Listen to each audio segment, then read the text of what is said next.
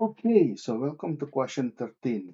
So this is an interesting one. So we have to make a simple game. So we have an image and we have a list, and then we need to allow the children to match up. Okay, so that's not too bad. That's easy enough. But the question here is a bit tricky. So let's have a look.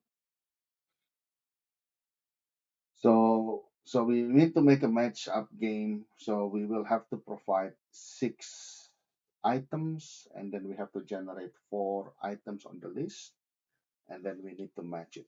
And then we have three code library to choose.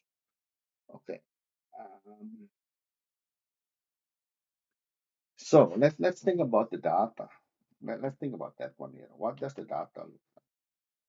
So looking at this, I'm assuming the data will look like the item list. It will look like an array. And inside the array, you probably have an item object which contains item name, let's say apple, and then after that you have an image file, something apple.jpg, and then you have another element there. You have item name, broccoli, image file, broccoli, and so on. So we can have like the list is probably can be a lot as well. So that's an interesting one. So by seeing this list, so what can we do with the function? What's the best way to do the function? So we can definitely do, so let's just say in here, let's say we have 100 items. Let's just say that one. Let's make an assumption. Technically, it can be unlimited, so that's fine. So now, if you look at the getRandom function, we can basically do that one, and then we can say, okay, get anything random from index number, what's an array, so from 0 to 100. So this will keep just giving us any random numbers between 0 and 100. The problem with this is that the result of this, it can be like this.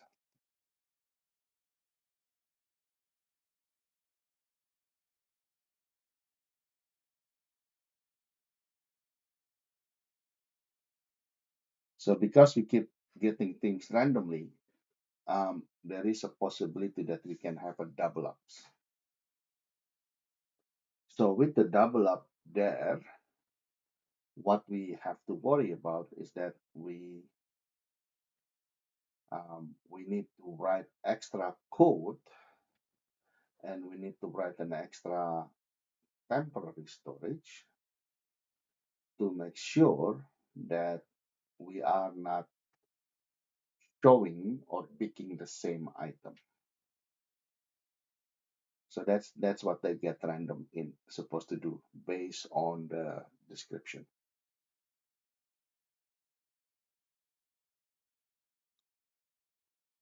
Now I am liking the shuffle list because if we give them the list, right? So this is so what will happen here is that it's just like you're shuffling a deck of cards. So the list will be the content of the list will be shuffled once. So we have to execute this once. And then throughout the game, we just have to iterate through them. So we can take the item number 1 to item number 6, right? And then we can work with that. And then on the next round, we just go item number 7 to item number 12. And then the next round, item number 13 to up to item number 19, right? All the way until we reach the end of the list. And then when we reach the end of the list, we can just run another shuffle to reshuffle the list again. So this way, the list will always going to be randomly shuffled. And then what we can do after that is that we can just iterate through them over and over again or when we reach to the end of the list, the game is finished. So I'm quite liking the shuffle method. Now, the next method is called get random from list. Now, this one here is basically it's just gonna go and pick a number. So the get random from list and the get random int, it's sort of similar, but instead of giving you a number, the get random from the list is actually going to give you an item from the list. Now, it's still gonna give us the similar issues, I would say, similar to the get random int, because there is going to be a chance that it will give you the same item. So you have to make sure you have to put an extra code in that in order to protect the duplication. So that's the reason why we can justify here is that um, I would use the shuffle list function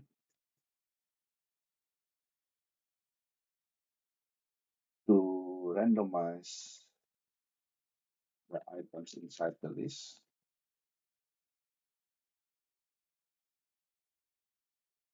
as this will give me a fully sorry, give me a fully randomized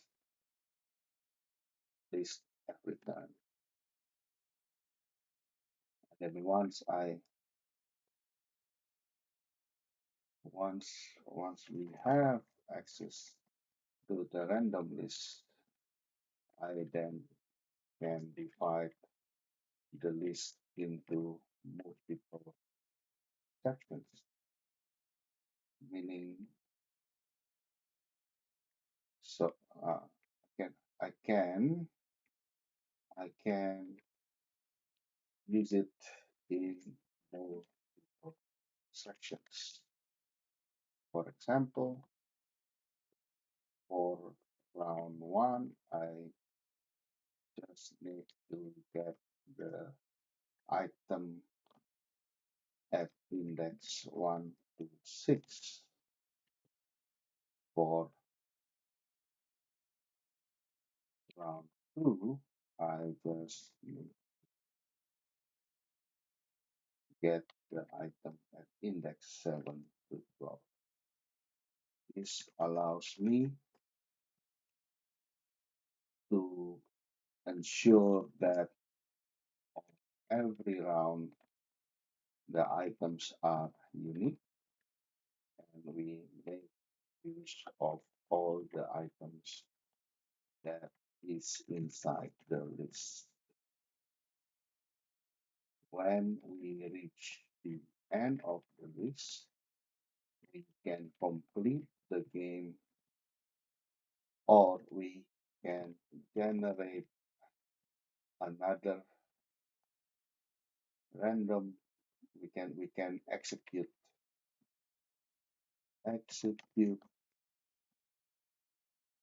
the shuffle list again.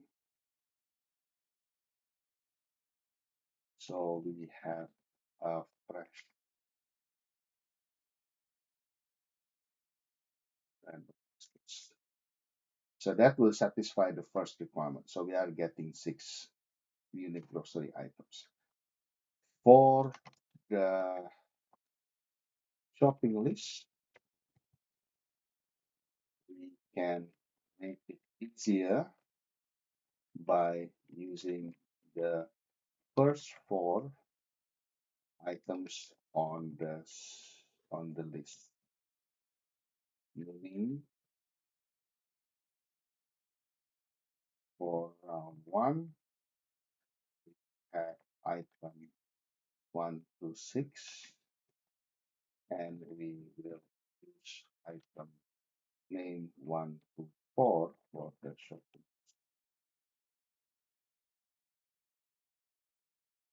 For round 2, we have items 7 to 12 for the shopping.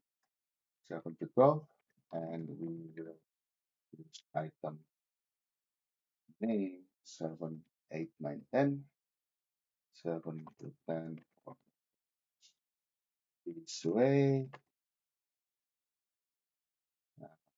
So I think okay, so that's justify our choices of using the shuffle list. Now,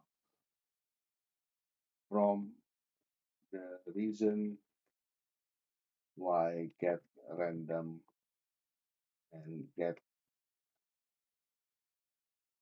random from list is not ideal for this operation is because this function will have the tendency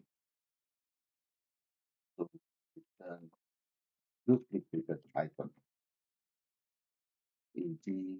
the get random int, int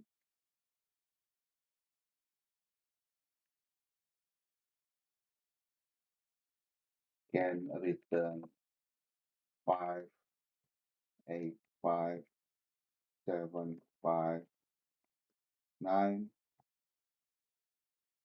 and the and, uh, get random from list can also return apple, broccoli, apple, pineapple. Also, these two functions, no, to avoid this issue, we then need to add extra protection code to ensure that um, we execute the command again should it return the same number. Also, because this is random, for there is a chance that the items on each round will not be unique. E.g., apple can appear in multiple rounds. To ensure uniqueness between each round, then we need to add another code that keep track of all the items that has been sampled in previous round. Is the reason I think the shuffle is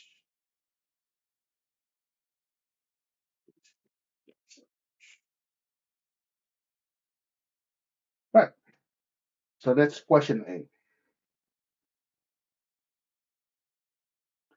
So question B, based on usability principles, recommend two new program components and the related user interface. Yeah, so I'm not quite sure what that one is. So let's have a look what the answer is. So talking about user input, so we have to allow them to select the food. Yeah, so buttons and feedback mechanism. Okay, cool.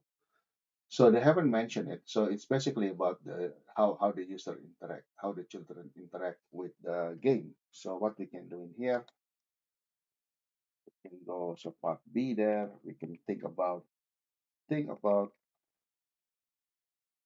how the user interact with the game.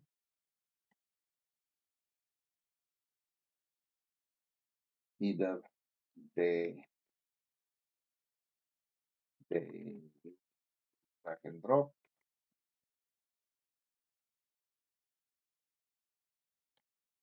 the shopping list item to the for images, or they need to select the images and the shopping list. A good, a simple guide can also be implemented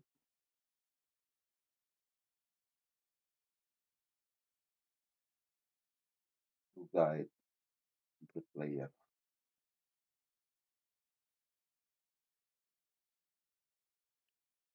Another one, another UI is to provide feedback to the user whether they have selected the right answer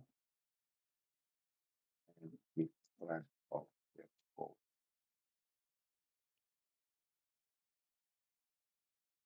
Depending on the age group, we can also provide hints to help the user to select the right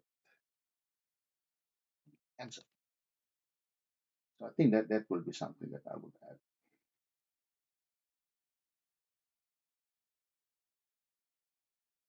All right, cool. So that is question 13. Thank you.